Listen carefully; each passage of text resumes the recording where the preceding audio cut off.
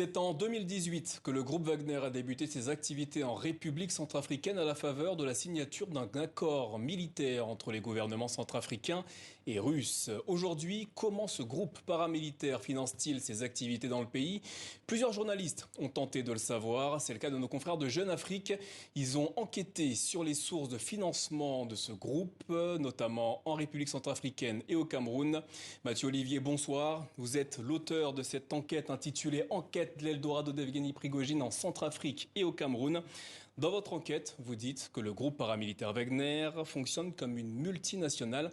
Comment en êtes-vous arrivé à cette conclusion ?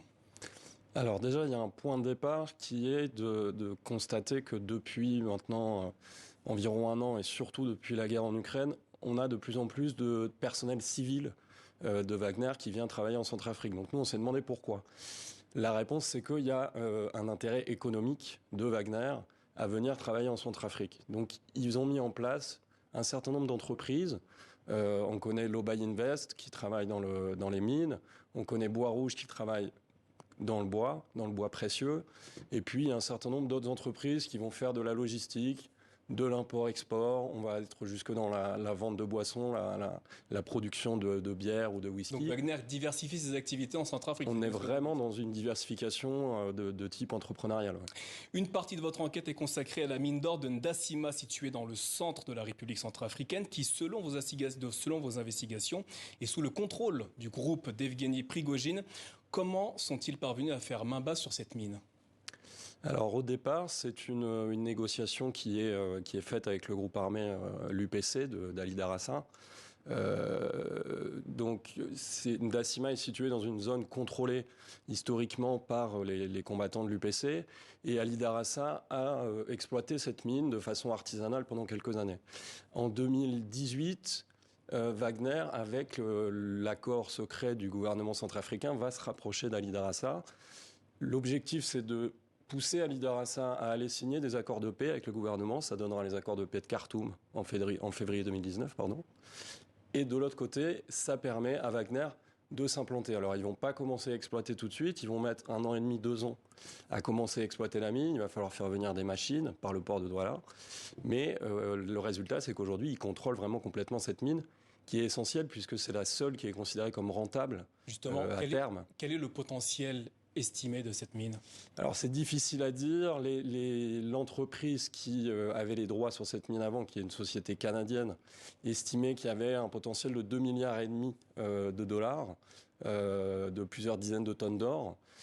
Donc il faudra voir comment est-ce que Wagner arrive à exploiter, comment est-ce qu'ils arrivent à vendre l'or qui est fondu sur place. Donc tout ça, on a du mal à l'estimer, mais le potentiel financier est quand même colossal. Alors, on voit des gens, notamment sur ces images, travailler dans cette mine. Qui sont-ils ? Alors, pour ce qui est des mineurs, c'est des Centrafricains qui habitent dans la région. Ensuite, ça va être des chauffeurs qui sont recrutés jusqu'à Bangui, qui sont payés quelques centaines de milliers... Par le groupe Wagner. Par le groupe Wagner, quelques centaines de milliers de francs CFA, ou jusqu'à entre 1 et 2 millions selon le camion qu'ils vont apporter, selon le trajet qu'ils vont faire. Et puis, dans cette mine, il y a, selon nos informations, une quarantaine d'ingénieurs russes. Donc là, on parle de civils qui font des allers-retours entre Bangui et Ndassima, souvent escortés par l'armée centrafricaine, donc avec l'assentiment du gouvernement centrafricain. Justement, en parlant du gouvernement centrafricain, Wagner paie-t-il des taxes à l'État en Centrafrique ? Non. Wagner bénéficie d'un accord, encore une fois secret, non écrit, qui lui permet d'exporter, si on parle du bois, d'exporter de Centrafrique vers le port de Douala sans payer de douane, c'est-à-dire qu'au poste frontière, il bénéficie de l'accord avec les douanes centrafricaines pour aller acheminer ça vers le port de Douala et ensuite exporter vers la Russie. Et pour ce qui est de l'or, donc ils fondent les lingots sur place, soit à Ndassima, soit à Bangui, puisqu'ils disposent de 2 fonderies.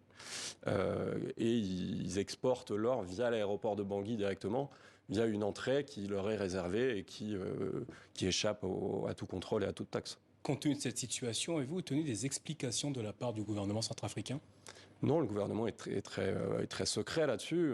Selon les informations qu'on a pu récolter, même le ministère des Mines aujourd'hui est incapable de dire quel est le niveau d'exploitation de la mine de Ndacima, par exemple, qui est encore une fois la principale mine d'or du pays. Votre enquête met également en lumière la société camerounaise nommée International Global Logistic. Pourquoi vous êtes-vous intéressé à cette structure ? Tout simplement parce que sans Douala, sans la plaque tournante camerounaise, le nœud économique qui est devenu la Centrafrique pour Wagner aujourd'hui n'existerait pas. Enfin, la Centrafrique est un pays enclavé, donc tous les Centrafricains savent que l'économie passe forcément par Douala. Les Russes n'ont pas inventé grand-chose, ils font exactement la même chose. Ils ont pris contact avec une entreprise qui est dirigée par un Centrafricain qui est à cheval entre Douala et Bangui, et puis ils l'ont peu à peu noyauté. Et aujourd'hui, ça leur sert, c'est une entreprise de logistique qui leur sert à exporter en grande partie le bois, mais ils ont envie d'exporter aussi du café et potentiellement du sucre, et puis à importer des machines, et notamment les machines qui permettent l'exploitation de leur mine de Ndacima maintenant. Selon votre enquête, le groupe Wagner exploite également une partie des forêts de la Centrafrique à travers une société nommée Bois Rouge. À qui appartient cette structure ? Alors Bois Rouge, officiellement, a une directrice générale qui est centrafricaine. Mais de la même façon que l'entreprise qui est basée à Douala, le contrôle aujourd'hui est russe. Le contrôle est fait par des ingénieurs russes qui gèrent l'import-export, qui gèrent les finances. Donc on a des transferts d'argent entre Douala et Bangui. Le recrutement des chauffeurs est géré par la directrice générale centrafricaine, mais sous la supervision des Russes. Donc on est sur, une façade centrafricaine, mais tout le contrôle est évidemment russe. Et donc le bois, qui est notamment issu de la République centrafricaine, transite par Douala et va en Russie. Avez-vous obtenu des explications, cette fois de la part des autorités camerounaises, sur l'exploitation notamment de ce qui se passe en République centrafricaine et qui finit à Douala ? Alors les autorités camerounaises, elles sont au courant. Elles surveillent évidemment ce qui entre et ce qui sort du port de Douala. En revanche, le discours aujourd'hui, c'est qu'elles disent ce sont des entreprises qui travaillent en Centrafrique, ce sont des marchandises qui ont des papiers officiels centrafricains. Donc nous, tant que ça transite uniquement par notre territoire, on laisse faire. La question, c'est combien de temps ils vont laisser faire ? Est-ce qu'ils vont accepter que Wagner continue à se développer ? Ce qu'on a obtenu comme information, c'est que Wagner s'apprêtait à mettre en production une usine de torréfaction de café à Douala. Donc on est vraiment sur une activité économique qui, pour le coup, sera sur le territoire camerounais. À la lecture de votre enquête, on a l'impression que Wagner pourrait prendre en partie le contrôle de la République centrafricaine, notamment dans certains secteurs clés qu'on vient d'évoquer, le bois ou encore l'or. Est-ce un scénario possible à long terme ? À long terme, je ne sais pas. Ce qui est sûr, c'est qu'ils ont aujourd'hui saisi les opportunités à peu près dans tous les secteurs de production, de richesse en Centrafrique, avec un certain nombre de complicités au niveau de l'État centrafricain. Est-ce que c'est amené à durer ? Peut-être pas. Ce qu'on observe, c'est qu'ils amènent de plus en plus de civils. Ils ont en revanche de moins en moins de combattants armés. Donc il y a vraiment une transformation de leur activité aujourd'hui en Centrafrique. Mais c'est très lié à l'actualité, très lié aussi à leurs besoins par rapport à ce qui se passe en Ukraine, où ils ont peut-être besoin de plus de soldats. De plus de soldats en Ukraine, et donc de plus de ressources qui leur viennent d'autres terrains. Mathieu Olivier, merci d'avoir répondu à nos questions. Votre enquête intitulée « Comment Wagner se finance, notamment en République centrafricaine ou au Cameroun » est à retrouver sur le site internet de jeuneafrique.com. Merci à vous. Merci.